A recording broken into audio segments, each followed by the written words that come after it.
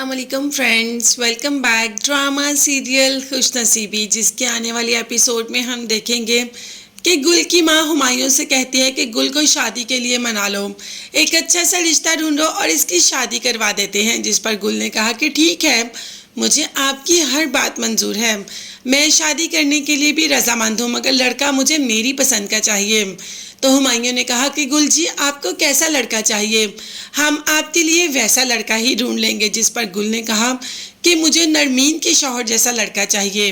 अब तो हुमायूं एक मिनट के लिए शर्मिंदा ही हो जाता है। क्या हुमायूं खुद को गुल से बचा पाएगा, क्योंकि गुल ने अब खुले आम अपनी मोहब्बत का एतराफ़ हुमायूं से कर दिया और जो थोड़ी बहुत कसर रह गई है वो हुमायूं से एक साइड पर जाकर अपनी मोहब्बत का इजहार कर ही देगी।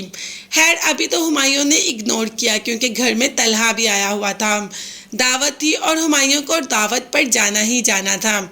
इसलिए हुमायूं गुल की माँ को खाना खिलाकर दावत पर चला जाता है। यहाँ पर तलहा से मिलकर भी बेहद खुश होता है। तलहा को भी हुमायूं काफ़ी माकूल इंसान लगता है, जबकि दूसरे मुकाबले में निहाल तलहा को बिल्कुल भी पसंद नहीं। भाई, निहाल की हरकतें भी तो ऐसी हैं। वहाँ पर खाने की टेबल पर बैठे बैठे कह दिया कि वाह ईमान, आज तो तुम बिल्कुल मॉडल लग रही हो, जबकि तलहा को ये बात काफ़ी नागवार गुजरती है। तलहा को क्या, ईमान को खुद ये बात नागवार गुजरती है। पर्सनली ईमान को भी निहाल बिल्कुल भी पसंद नहीं, बल्कि इनकी पूरी फैमिली में किसी को पसंद नहीं। वो तो माहीन की वजह से इससे शादी माहीन की करवानी पड़ी। खैर, तलहा तो यहाँ पर अपनी शादी की बात करने आया है। जब अपनी शादी की बात सिराज साहब से की तो सिराज साहब ने कह दिया कि देखो बेटा, मंगनी तो मैंने कर दी, मगर शादी में तब तक नहीं करूँगा जब तक तुम्हारे घर में से कोई यहाँ पर नहीं आएगा।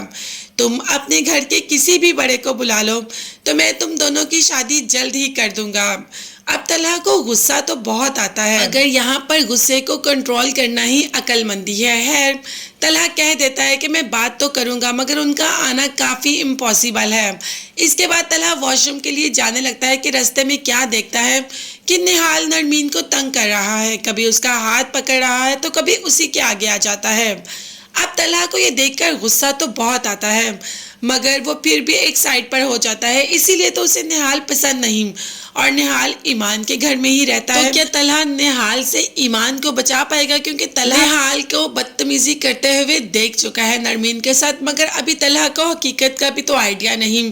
आगे जाकर ईमान से बात करेगा तो ईमान खुद ही सारी हकीकत वाज़िया कर देगी। मगर तब तक के लिए चैनल को लाजमी सब्सक्राइब कीजिएगा।